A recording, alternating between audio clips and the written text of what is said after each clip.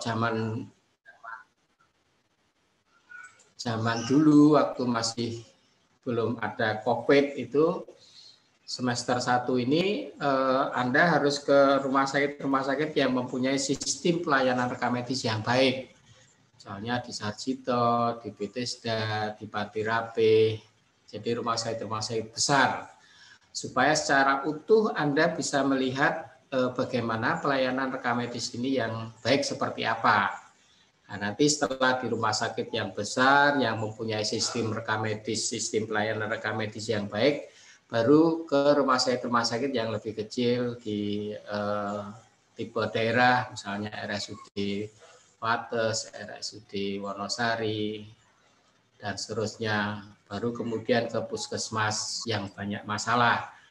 Tapi kalau kenapa pertama tidak di puskesmas, misalnya di puskesmas banyak masalah, Anda tidak tahu yang benar seperti apa. Makanya kita berusaha PKL pertama ini harus di rumah sakit yang sudah mempunyai sistem pelayanan rekam medis yang baik. Ya, saat ini ada lahan kita ya hanya ini yang bisa kita pakai. Yang lain belum bisa masuk, jadi kita kesulitan mendapatkan lahan. Ya bukan karena apa, memang karena situasi sedang seperti ini. Jadi kita mendapatkan DKT, RSUD Wates, kemudian Rumah Sakit UII, Pademangan Senopati, kemudian RSUD Sleman, Gamping, Harjamukito jadi Bu. Ya, kemarin Harjamukito karena belum memberi,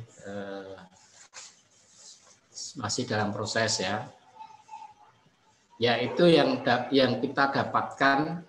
Jadi ya, hanya beberapa rumah sakit yang ya pelayanan rekam medisnya sudah baik.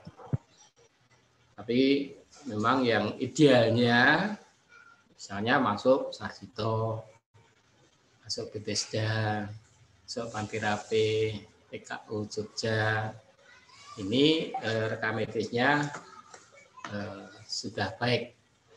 Artinya pelayanannya lebih komplit ya, hampir semua ada. Beda kalau rumah sakit kecil ya, misalnya atau puskesmas bahkan rekam medisnya hanya satu, ngerjain apa ya semua dikerjakan. Nah, nanti suatu saat nanti Anda akan di seperti kakak tingkat sekarang ini di puskesmas. Anda akan melihat bagaimana pelayanan di puskesmas, pelayanan rekam medis di puskesmas. Nah, untuk PKL pertama ini, secara umum Anda diminta melihat bagaimana pelayanan rekam medis, kemudian diamati, hasil pengamatannya ditulis, kemudian referensi apa yang harus ada, dan seterusnya nanti kita bahas bersama-sama. Saya akan share screen ya.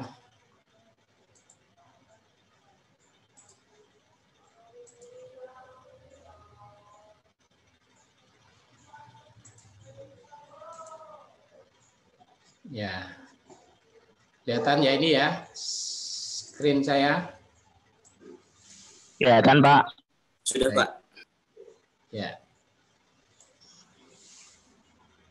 Ya, ini adalah nanti materi yang harus Anda kerjakan. Tolong diperhatikan supaya nanti ketika Anda mencari data sudah sesuai dengan maksudnya. Oke, jadi secara umum topik praktek atau PKL 1 ini adalah gambaran umum manajemen pelayanan unit rekam medis. Jadi masih lihat secara umum, semua dilihat. Nah, nanti makin ke sana akan lebih spesifik sampai KTI itu judulnya jelas. Filing atau pendaftaran tapi ini masih secara umum. Secara umum Anda akan melihat bagaimana pelayanan rekam medis. Meskipun sih lebih spesifik pada satu permasalahan. Secara umum, tujuan PKL adalah memperkenalkan dan memberi kesempatan kepada mahasiswa untuk melaksanakan fungsi teknik penyelenggaraan prosedur pelayanan rekam medis di rumah sakit. Jadi secara umum, Memperkenalkan, memberi kesempatan, artinya Anda dikenalkan pelayanan rekam medis itu seperti ini. Selama ini Anda taunya rekam medis itu ya daftar pasien saja misalnya. Ternyata tidak, di dalam itu banyak sekali yang dikerjakan. Jadi memperkenalkan dan memberi kesempatan kepada mahasiswa untuk melaksanakan fungsi teknik penyelenggaraan prosedur pelayanan rekam medis di rumah sakit. Jadi nanti Anda masuk di rekam medis, kemudian silahkan diamati ya secara teori, misalnya kemarin rekam medis rawat jalan itu seperti apa, isinopo dan seterusnya itu Anda amati, Anda lihat satu persatu, nanti suatu saat Anda butuh itu pasti. Jadi tolong diamati baik secara fisik maupun prosedur pelayanannya. Kemudian ini tujuan khusus ya, tujuan khusus inilah yang menjadi topik laporan Anda nanti ya. Jadi tujuan khusus ini menjadi topik laporan Anda. Jadi meskipun secara umum Anda melihat semuanya, tapi secara khusus yang pertama adalah Anda diminta menjelaskan sejarah singkat rumah sakit. Menjelaskan sejarah singkat rumah sakit, khususnya perkembangan rekam medis dan pengorganisasian. Jadi rumah sakit secara umum, khususnya rekam medis. Jadi ada dua topik di sini, nomor satu. Jadi sejarah singkat rumah sakit dan rekam medis. Nah, nanti Anda sudah mendapat buku harian? Sudah? Sudah, Pak. Coba Anda siapkan buku harian Anda.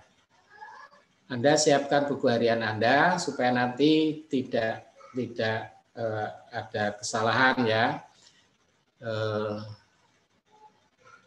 Anda buka di poin pertama yang seperti ini, ya, yang laporan harian PKL ini, laporan harian PKL tujuan 1 menjelaskan sejarah rumah sakit khususnya perkembangan rekam medis.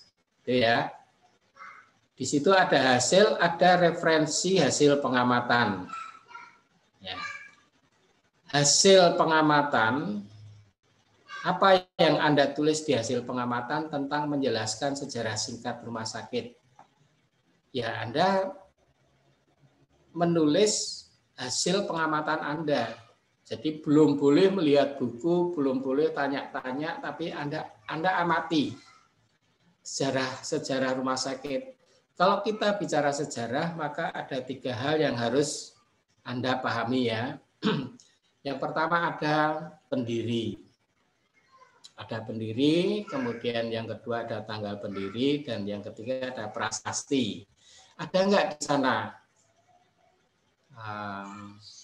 Biasanya di rumah sakit ada prasasti itu, pendirinya siapa, tanggal berapa. Coba Anda cari secara umum di rumah sakit. Jadi hasil pengamatan ini isinya adalah hasil pengamatan selama Anda PKL, belum melihat buku. Nah, nanti referensi hasil pengamatan ini adalah buku yang ada hubungannya dengan sejarah singkat. Anda baru bisa tanya ke petugas rekam medis atau petugas rumah sakit tentang performan rumah sakit, apa visi misi rumah sakit, kapan didirikan, bukunya seperti apa. Silakan. Ini adalah referensinya. Referensinya di sini. Hasil pengamatan adalah betul-betul hasil pengamatan yang Anda ceritakan. Jadi kalimatnya kalimat seorang mahasiswa yang sedang menjelaskan tentang sejarah singkat kepada audien, pada pembaca. Jadi belum boleh diri-diri seperti teori, tidak ya. Teorinya ada di referensi hasil pengamatan. Jadi referensi hasil pengamatan, buku-buku yang ada hubungannya dengan hasil pengamatan tentang tujuan 1, apa? Buku apa saja. Nah, ini boleh Anda cari. Oke, kemudian tujuan kedua, tujuan khusus kedua menyebutkan tujuan dan fungsi pelayanan rekam medis rumah sakit guna menunjang kelancaran pelayanan pasien. Anda sudah diberitahu apa sih tujuan rekam medis itu? Secara teori ada, tapi ditulis di referensi. Kemudian tujuan hasilnya, hasil pengamatan Anda tentang tujuan dan fungsi pelayanan rekam medis itu apa di sana. Anda tulis di hasil. Kemudian referensi, Anda cari buku yang ada hubungannya dengan tujuan dan fungsi pelayanan rekam medis. Anda tuliskan bukunya siapa atau SOP nomor berapa, karangan siapa. Ini adalah buku-buku referensi yang Anda gunakan yang ada hubungannya dengan tujuan dan fungsi pelayanan rekam medis. Kemudian yang ketiga, menjelaskan sistem dan subsistem rekam medis yang meliputi penerimaan, pengolahan berkas rekam medis, dan pengolahan data pelaporan. Ya, ini yang ketiga ini tentang sistem dan subsistem. Jadi nanti Anda akan bicara atau mencari data tentang sistem dan subsistem. Jadi sistem itu sebetulnya sistem itu adalah kalau kita gambarkan lingkaran ini adalah sistem. Kemudian di dalam lingkaran itu ada subnya, subsistem. Dan ini saling berhubungan. Jadi misalnya menjelaskan sistem dan subsistem rekam medis yang meliputi penerimaan pasien. Misalnya penerimaan pasien ini adalah satu sistem penerimaan pasien. Subsistem pada penerimaan pasien itu apa? Ada sistem penerimaan pasien, ada subsistem. Subsistemnya penerimaan pasien apa? Misalnya sistem identifikasi, kemudian subsistem penomoran, subsistem identifikasi tadi misalnya penamaan ya, penamaan, penomoran. Ini adalah subsistemnya penerimaan pasien. Jadi dalam menerima pasien ini adalah suatu sistem penerimaan pasien. Sub-subnya apa? Sistem-sistem apa yang berhubungan dengan penerimaan pasien? Sistem penomoran, sistem penamaan.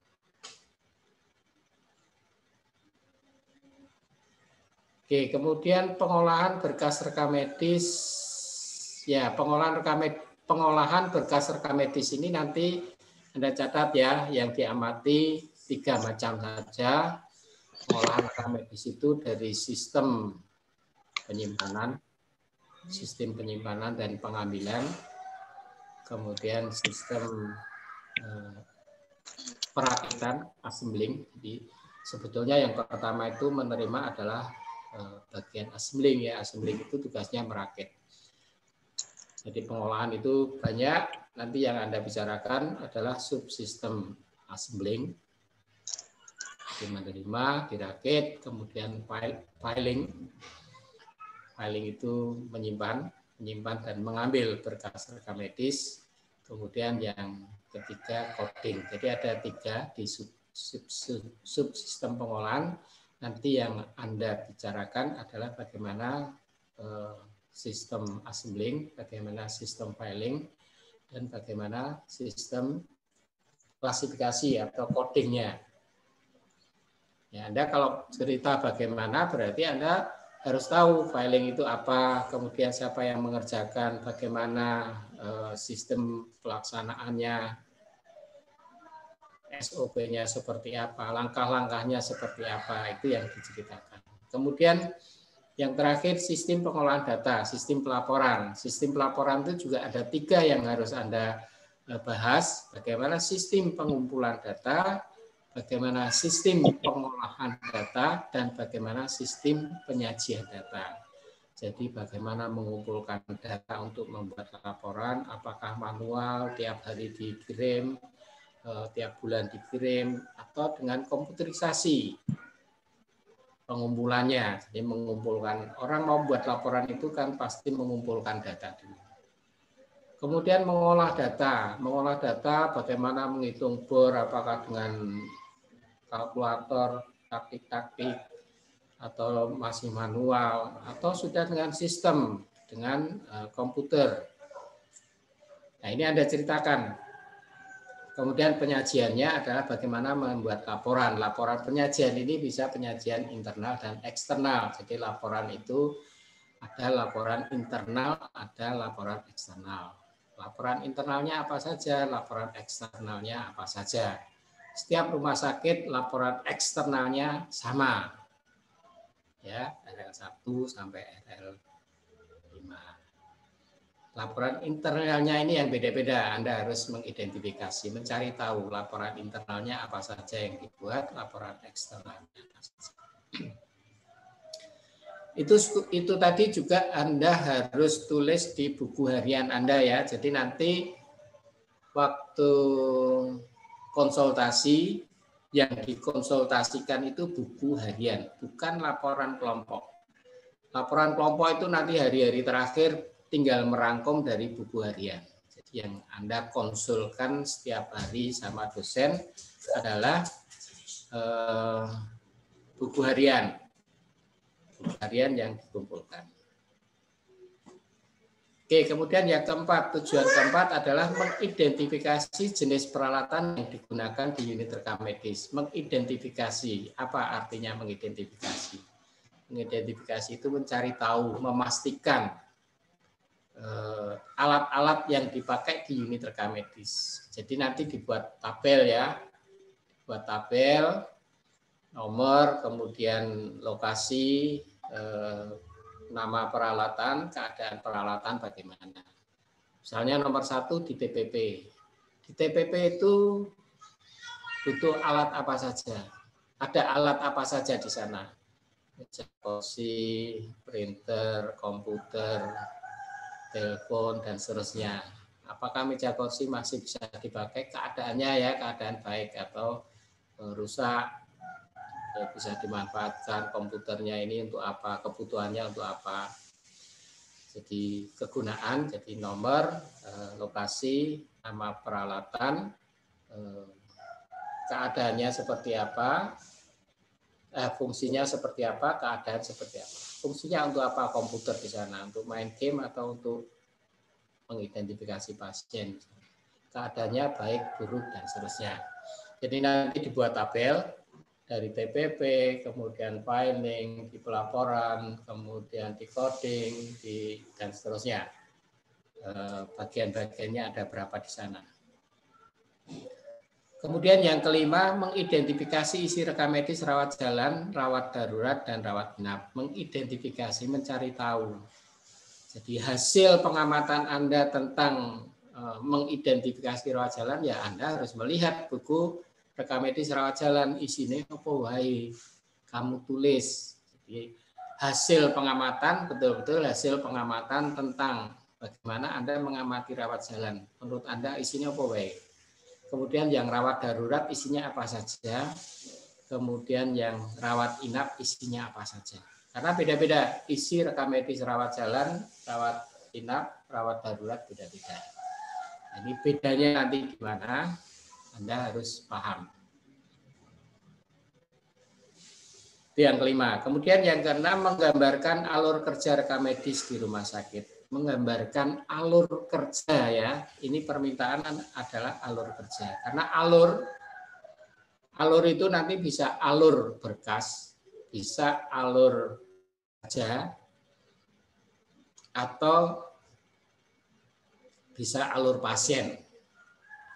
Karena kalau kita bicara alur, maka nanti kita akan menggambar dengan simbol-simbol ya, kapan mulai, kapan berakhir.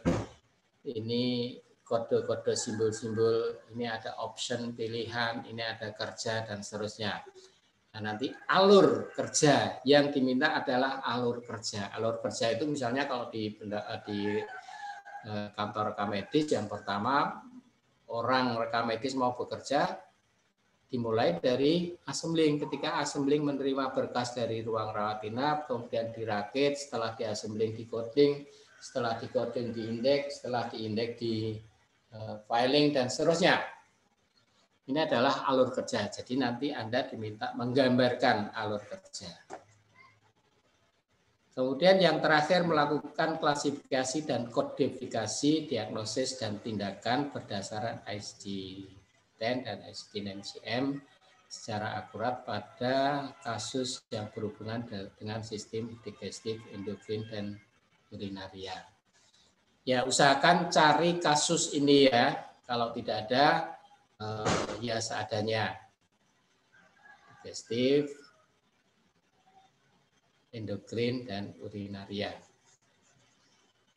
Usahakan cari kasus ini. Kalau tidak ada seadanya nggak apa-apa. Yang penting Anda melakukan coding di sana. Kemudian ada di buku harian ada kolom-kolomnya ya. Anda catat hari ini Anda mengcoding berapa, diagnosanya apa, kodenya apa, dan seterusnya. Nanti kode yang Anda coding ini Anda konsulkan dengan supervisi di lapangan ya, benar nggak Anda codingnya? Tercatat semua di buku harian. Kemudian di buku harian juga ada presensi ya, presensi tiap hari harus Anda presensi, kemudian ditandatangankan oleh supervisi di sana. Ya, ini ada tujuan, ada 7 tujuan khusus. Jadi nanti hasil pengamatan juga ada 7. Hasil pengamatan tentang sejarah singkat rumah sakit dan rekam medis, hasil pengamatan tentang tujuan dan fungsi, hasil pengamatan tentang sistem subsistem, hasil pengamatan tentang rekam medis peralatan yang ada di rekam medis, kemudian hasil pengamatan tentang isi rekam medis, hasil pengamatan alur kerja, dan hasil pengamatan coding. Jadi ada 7 judul, kemudian penjelasannya, hasil pengamatannya, referensinya apa, itu kamu tulis semua di buku harian. Dan buku harian itu yang dikonsulkan. Setiap konsul yang dibawa buku harian, bukan buku laporan. Buku harian pribadi. Jadi masing-masing harus membuat buku harian. Paham ya? Ada yang belum jelas? Oke, kemudian sistematika pembuatan laporan, ini laporan kelompok. Jadi nanti setelah akhir-akhir PKL, Anda harus membuat laporan kelompok yang harus dipresentasikan. Nah, laporan kelompok ini dibuat bareng-bareng. Ada bab 1 tentang pendahuluan. Pendahuluan itu isinya apa? Latar belakang, tujuan, manfaat, ruang lingkup. Sudah ada di buku harian ya, hanya membuat latar belakang ini yang Anda harus buat. Jadi membuat latar belakang itu seperti membuat segitiga yang terbalik gitu ya, kira-kira segitiga tapi terbalik, lincipnya di bawah, yang panjang, yang besar di atas. Maksudnya adalah latar belakang itu terdiri dari beberapa alinea. Alinea itu setiap tarikan napas cerita itu isi dalam satu alinea. Artinya begini, kalau Anda cerita tentang rumah sakit, ya ceritakan satu alinea ini tentang rumah sakit. Kalau masih ada hubungannya dengan rumah sakit, jangan ganti alinea. Jadi ya karena ini laporan PKL saja, jadi yang pertama misalnya cerita tentang rumah sakit. Rumah sakit adalah bla bla bla bla bla, kemudian di akhir alinea salah satu sistem yang ada di rumah sakit adalah rekam medis. Baru kamu ganti alinea, cerita tentang rekam medis. Rekam medis adalah bla bla bla bla bla. Kemudian alinea ketiga adalah cerita tentang materi PKL. Pentingnya materi PKL. Materi PKL apa? Tadi ada 7 macam tadi. Kamu ceritakan pentingnya memahami isi rekam medis, pentingnya membuat laporan, pentingnya sistem, subsistem, dan seterusnya. Ini alinea ketiga. Selama Anda masih cerita tentang alinea ketiga, jangan ganti alinea baru. Kemudian alinea terakhir adalah alinea penutup. Dari uraian di atas, maka PKL pertama ini mengambil topik bla bla bla bla dan seterusnya. Jadi minimal ada 4 alinea ya. Alinea pertama bicara tentang rumah sakit. Ini rumah sakit saya gambarkan lebih luas. Kemudian mengerucut tentang rekam medis, lebih sempit lagi. Kemudian mengerucut tentang materi PKL. Dan yang terakhir adalah alinea penutup. Kira-kira seperti itu. Untuk latar belakang, tujuan, manfaat, lingkup sudah ada. Kemudian bab 2 adalah hasil. Hasil PKL tadi ada gambaran umum. Nah, ini yang A ini gambaran umum. Gambaran umum tentang rumah sakit ya. Tahun berdirinya, pelayanannya apa aja, performan rumah sakit terakhir. Performan rumah sakit terakhir itu ada cari tiga performan terakhir, bisa 3 bulan terakhir atau 3 tahun terakhir. Kunjungan pasien, rawat jalan, rawat inap, kemudian bor, loss, TOI, PTO, itu tiap rumah sakit pasti punya. Anda tinggal nyalin aja. Kemudian yang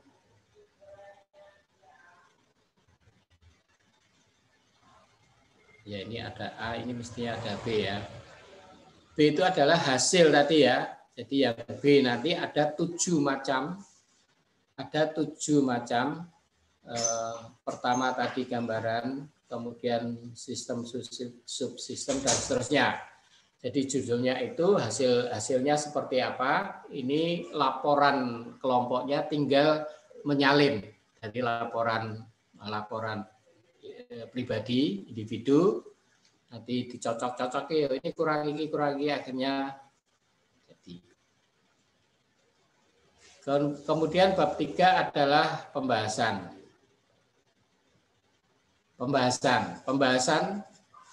Pembahasan itu membandingkan hasil pengamatan Anda tentang secara singkat, kemudian membandingkan dengan referensi. Jadi pembahasan itu hanya membandingkan hasil pengamatan dengan referensi buku-buku yang ada hubungannya dengan hasil pengamatan, gitu ya. Jadi pembahasan itu hanya membandingkan, belum menyimpulkan. Jadi menurut pengamatan saya tentang sistem dan subsistem di rumah sakit ini, sistem penerimaan pasien adalah bla bla bla bla dan seterusnya, sistem pengolahan rekam medis apa, sistem pengolahannya seperti apa. Menurut buku siapa atau menurut SOP ini adalah seperti ini. Jadi membandingkan saja hasil pengamatan dengan referensi. Nah, kemudian baru bab keempat ini kesimpulan dan saran. Kesimpulan dan saran ini baru menyimpulkan kesimpulan tentang secara singkat. Secara singkat yang ada di di rumah sakit A adalah sudah sesuai dengan buku referensi ini. Tentang sistem dan subsistem dari hasil pengamatan dan referensi, kesimpulannya sudah dilaksanakan sesuai dengan teorinya siapa, atau belum dilaksanakan tidak sesuai dengan teorinya siapa. Itu ya, jadi kesimpulan itu baru menyimpulkan antara hasil dan pembahasan. Jadi menyimpulkan pembahasan. Kesimpulan ini menyimpulkan. Kemudian yang B, saran. Saran ini muncul ketika di kesimpulan. Kesimpulannya tadi ada 7 ya, tetap ya. Jadi hasilnya 7, hasil pengamatannya 7 sesuai tujuan. Pembahasannya juga ada 7 poin. Kesimpulannya juga ada 7 poin. Sarannya tergantung di kesimpulan. Kalau kesimpulan ada yang tidak sesuai dengan referensi, disimpulkan. Tapi kalau 7-7-nya sudah tirik-tirik dilaksanakan sesuai dengan buku, dengan SOP, ya tidak perlu disarankan. Karena tujuannya sudah dilaksanakan sesuai dengan. Jadi jangan mencari-cari saran. Saran itu dasarnya adalah kesimpulan. Kalau kesimpulannya ada yang tidak sesuai, disarankan. Kalau semua sudah sesuai, ya sudah. Ya, ini adalah format laporan kelompok. Format laporan kelompok kira-kira seperti ini. Dan ini mestinya sebelum PKL, Anda sudah membuat bab 1. latar belakang, tujuan, manfaat, ruang lingkup ini harus sudah jadi bab 1 sebelum PKL. Usahakan Anda sudah konsul dengan dosen pembimbing Anda bab 1 sebelum PKL. Karena ini bisa dikerjakan sebelum PKL. Kalau bab 2 tidak mungkin dikerjakan sebelum PKL. Tapi bab 1 harus sudah dikerjakan sebelum PKL. Ya, silahkan nanti dikerjakan bareng-bareng. Oke, kemudian ini tadi sudah ya hasil pengamatan, hasil referensi, hasil pengamatan itu ya hasil pengamatan menurut pandangan Anda seperti apa. Kemudian referensi adalah buku-buku yang ada hubungannya dengan hasil pengamatan. Buku-buku ini bisa SOP misalnya, SOP yang ada di rumah sakit atau buku apapun yang dipakai sebagai dasar pelaksanaan pelayanan tadi. Kalau di rumah sakit tidak ada bukunya, ya cari referensi di luar, buku-buku yang ada hubungannya dengan materi tadi.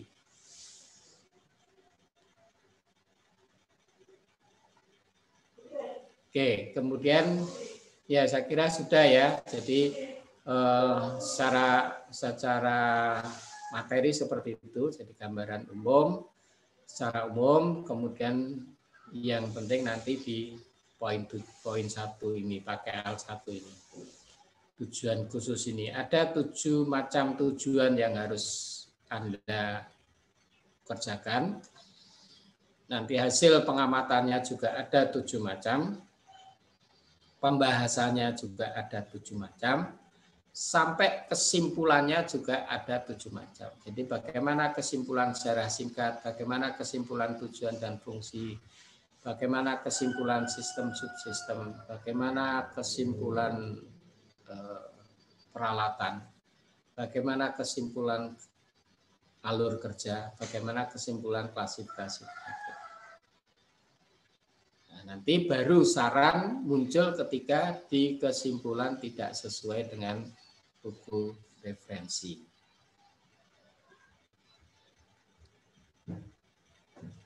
Oke, ada yang mau ditanyakan?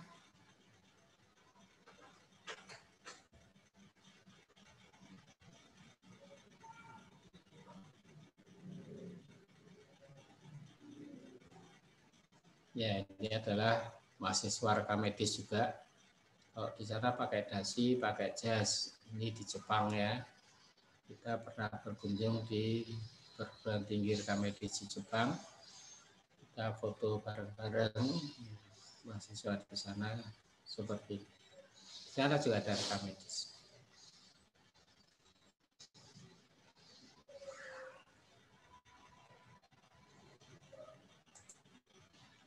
Oke, ada yang mau ditanyakan? Silakan.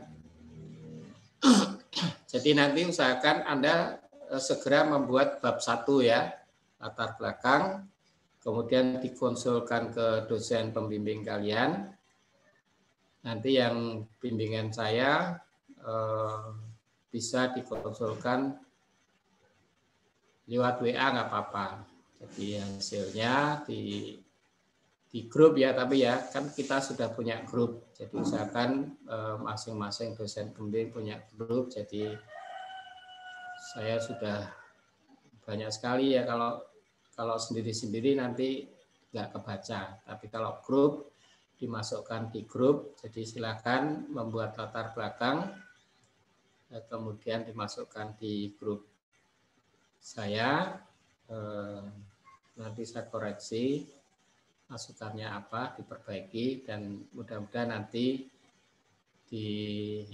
sebelum ada PKL sudah selesai bab 1. Kemudian nanti saya akan ke rumah sakit. Saya akan datang di rumah sakit sesuai dengan bimbingan saya ya. Jadi saya di Panembahan Senopati dan di Harjolukito. Saya nggak tahu Harjolukito jadi atau tidak. Saya nanti akan datang ke sana mungkin tanggal 11 ya. Tanggal 10 liburnya tanggal 10 atau tanggal 11. Setelah libur saya akan datang ke sana untuk ya mengantarkan surat-surat dan melihat bagaimana ada masalah enggak tentang PKL-nya nanti. Dosen yang lain juga seperti itu, jadi pasti akan datang. Mestinya memangnya hari pertama ya, tapi hari pertama saya masih belum boleh keluar, jadi saya ini masih isolasi mandiri ya. Jadi meskipun saya sudah tidak sakit ya, tapi secara administratif saya belum boleh keluar. Nanti hari Senin saya akan swab, kalau hasilnya negatif saya akan keluar. Tapi kalau belum saya masih delik di rumah. Oke, ada yang mau ditanyakan?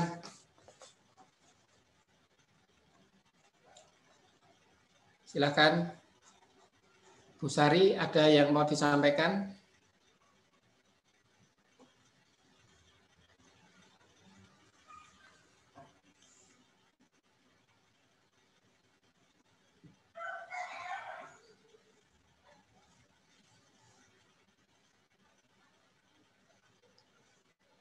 Oke, baik kalau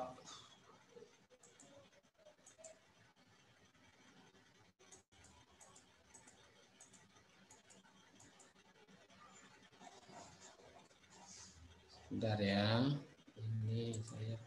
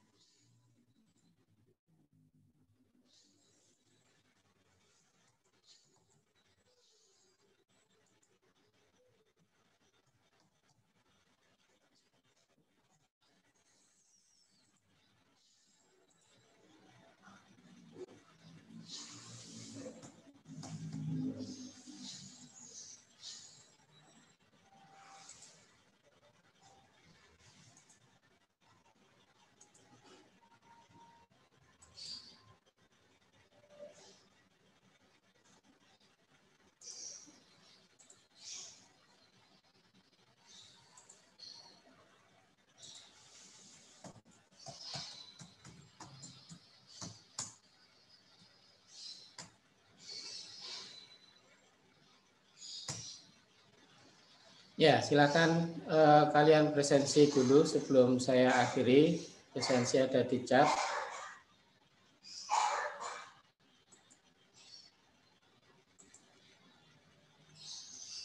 Ya, silakan presensi sebelum saya akhiri. Presensi ada di chat.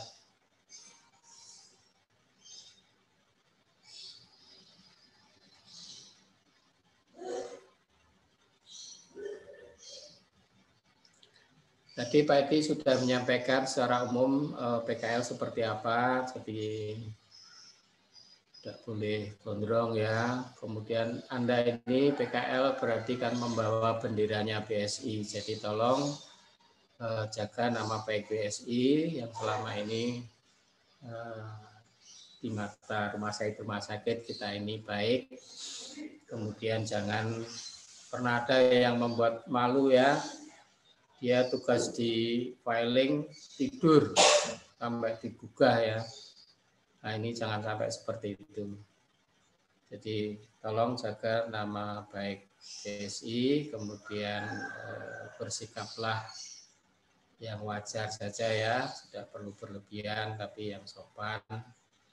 Kemudian bahwa pasien, Anda melayani pasien ini tidak mau tahu siapa yang melayani, pasien hanya mau dia dilayani dengan baik. Jadi jangan bersikap tidak sopan terhadap pasien, ini sangat-sangat dilarang ya. Kalau toh memang Anda ditanya tidak tahu ya dipersilakan menunggu sebentar, Anda tanya kepada seniornya, kepada petugasnya. Jangan ditanya tidak tahu, ini juga jawaban yang tidak boleh ya, tidak tahu. Meskipun Anda mahasiswa PKL, tapi tidak boleh tidak tahu. Paling tidak dipersilakan menunggu, kemudian Anda tanya kepada yang lebih tahu, seniornya, pegawainya. Dijaga nama baik BSI, kemudian bersikap sopan, Anda akan melayani pasien. Oke, sudah absen semua? Sudah, Pak. Sudah, Pak. Tidak ada yang ditanyakan? Cukup, Pak. Ya, oke. Jadi silakan Anda nanti segera membuat bab 1, konsultasikan kepada dosen pembimbing. Yang bimbingan saya bisa lewat grup WA. Itu ya. Oke, Bu Sari ada yang mau ditambahkan, Bu Sari?